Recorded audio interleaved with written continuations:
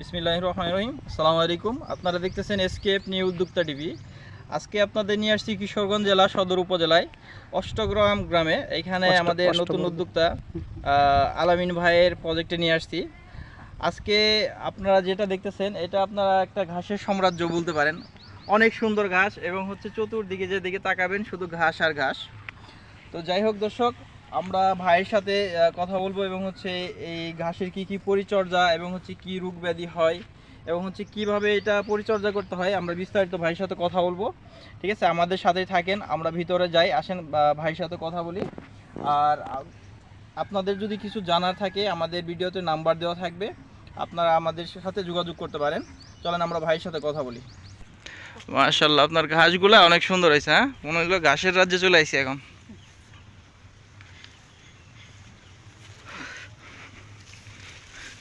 আমাদের নতুন উদ্যোক্তা ভাইয়ের আলামিন ভাইয়ের প্রজেক্টে আসছি আমরা। এ হচ্ছে ঘাসের প্রজেক্ট। আসলে যারা খামার করবেন আপনারা অবশ্যই আগে ঘাসের জমি নির্বাচন করে নেবেন এবং হচ্ছে এরকম ঘাস চাষ করবেন। ঘাস যদি থাকে তাহলে আপনাদের গরু পালাটা একটু সহজ হয়ে যাবে। আর এখন বর্তমানে যে পরিমাণ দানাদার খাবারের দাম, শুধু দানাদার খাবার খাওয়িয়ে এবং হচ্ছে খড় খাওয়িয়ে কিন্তু আপনার ঘাসটা গরু পেলে লাভবান হওয়া যাবে না। আচ্ছা ভাইজান, আপনার এখানে কি ধরনের ঘাস আছে এখানে? ওই যে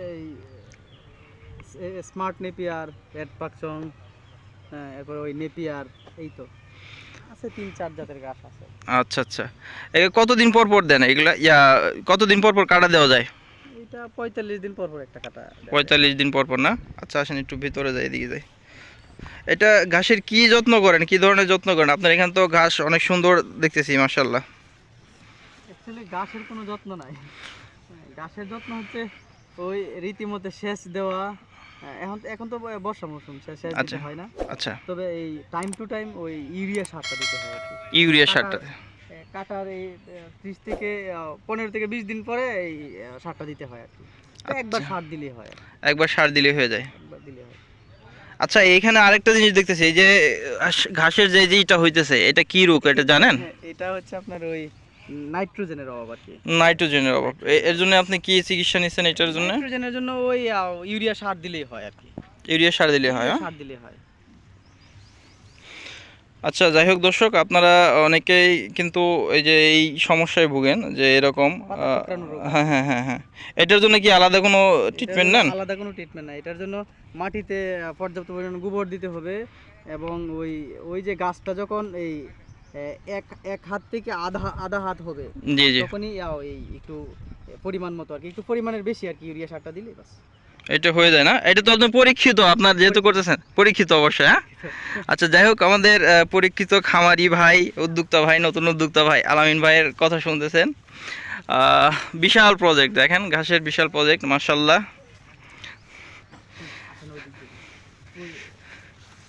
আমরা ওই কুরবানির মধ্যে যে গরু বিক্রি করছি, আচ্ছা আচ্ছা, কুরবানির মধ্যে অনেক ছোট ঘাস কিন্তু কাইটা খাওয়াইতে হয়েছে। আচ্ছা, ছোট ঘাস কাইটা খাওয়াইতে গিয়ে ওইটা আবার ওই এক সাইড আসলে তো ওই সাইডটা অনেক সুন্দর হয়েছে কিন্তু।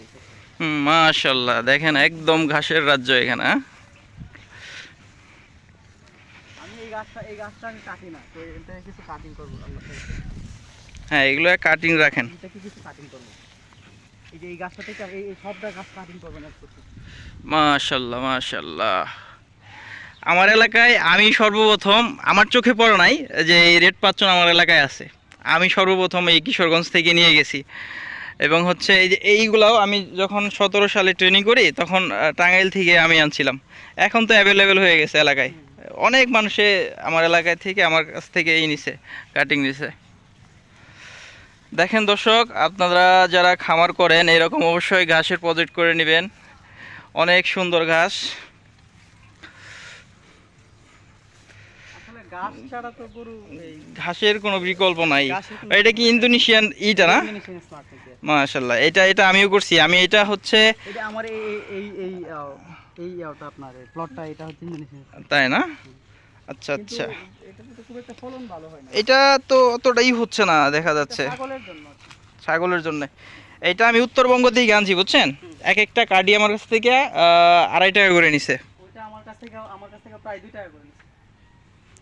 আমি তো পরিমাণে অল্প আনছি, মানে ভ্যারাইটিস আমার ওখানে 7টা আইটেমের ঘাস আছে। এটা এটা ছাগলে মনে হয় ভালো খায়। হ্যাঁ, ছাগলের জন্য এটা।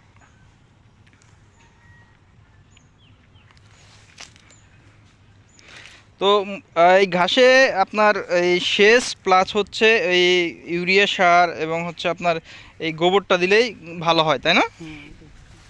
তবে গোবর দিলেই হয়, দেখা গেল কি ওই নাইট্রোজেনের ঘাটতি যদি থাকে কোনো মাটিতে হুম হুম হুম তাহলে ইউরিয়া সার দিতে হয়। আর যদি কোনো মাটি আছে বেলে দোআঁশ মাটি, হুম হুম হুম এগুলোর মধ্যে আবার ওই নাইট্রোজেনের ঘাটতি থাকে না, বিধায় কিন্তু ওইখানে খুব একটা সার দিতে হয় না, ইউরিয়াটা আর কি। যেমন আমাদের জমিতে কিন্তু বেলে দোআঁশ মাটি হইলেও আপনার ওই ওই আপনার ওই বালির সংখ্যাটা কম আর কি, এই জন্য নাইট্রোজেনের ঘাটতি। যার ফলে আচ্ছা।